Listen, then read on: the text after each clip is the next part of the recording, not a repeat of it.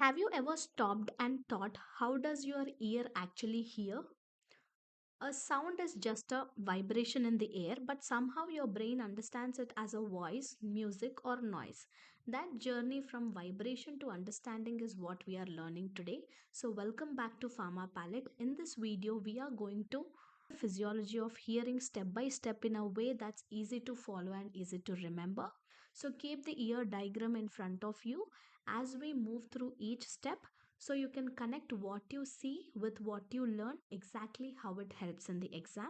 So no rushing and no confusion, just clear understanding. Let's start and see how sound travels the ear all the way to the brain. So, to understand the physiology of hearing better, you need to know this diagram. That means these are all the parts which are involved in the physiology of hearing. So, first one is the external auditory canal. Second one is the eardrum, which is also called as the tympanic membrane. Then here, third one will be the malleus, incus, stapes. Then the fourth one, it will be reaching to this portion is called as perilymph. This is called as helicotrem. This is cochlear layer, scala tympani. This is called as scala vestibuli. This is the basilar membrane. This is called as the spiral organ. So this part is the tectorial membrane and this part is vestibular membrane. This is the auditory tube. So this is the oval window in the stapes and here it is round window. So if you have all these structures, if you know all the structures, then the physiology becomes easier. So let's go step by step. Let's see the first 2 points. So first thing is initially there is auricle. Auricle is also called as pinna. So this auricle is the external part of the ear. So from there the sound waves will be sent into the canal which is called as external auditory canal. So from the auricle, the sound waves will be sent into the external auditory canal. That is the first step. From there, these sound waves will be striking the eardrum. So once the sound waves strikes the eardrum, what happens is these sound waves will be starting alternating. So there will be alternating waves that will be present in the air. They are of high pressure and low pressure. So the alternating waves of both high and low pressure which are present in the air, they will be causing this particular eardrum to vibrate. It will be causing the eardrum to vibrate back and forth. It will be causing the eardrum to vibrate back and forth. So after this vibration, it will be vibrating slowly in case of the low frequency sounds, that we will be calling it as low pitched.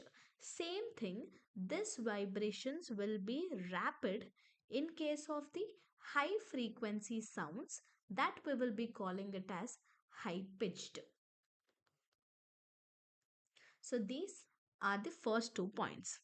Coming back to the third point, now this there is a central area which is called as eardrum, which is also called as the tympanic membrane. This eardrum, it will be connecting to the malleus. So once after connecting to the malleus, it will be starting vibrations along the eardrum. So once after the vibrations are started in the eardrum, this vibration is then transmitted from the malleus, then to incus, then finally reaches the stapes. That is the third point. So coming back to the fourth step, now as the stapes bone, it will be moving back and forth. So as the stapes move back and forth, this will be vibrating the oval window. As you can see in the diagram, this will be vibrating the oval window. So once the vibrations occur at this oval window, these vibrations are 20 times vigorous than the tympanic membrane. So these oval window vibrations are 20 times more vigorous compared to the tympanic membrane vibrations, because this auditory ossicles, especially the malleus, incus and stapes, they will be transmitting the smaller vibrations. They will be spreading in the larger surface area, especially in the eardrum. whereas this larger vibrations will be spreading over this small surface area. Small vibrations will be spreading over the larger surface area. Large vibrations will be spreading over the smaller surface area in the oval window. So in the fifth step, there will be movement of the stapes in the oval window, due to which there are fluid pressure waves in the perilymph that is present in the cochlea. So as the oval window will be getting bulges inward, this will be pushing this perilymph into the scala vestibula. It pushes the perilymph to the scala vestibuli. Now, in the next step, these pressure waves which are present in the scala vestibuli will be transmitted from the scala vestibuli to the scala tympani, then finally reaches the round window. So, this is because it bulges outside into the middle ear. Now in the next step, these pressure waves, they will be traveling from the perilymph of the scala vestibuli, then finally reaches the vestibular membrane.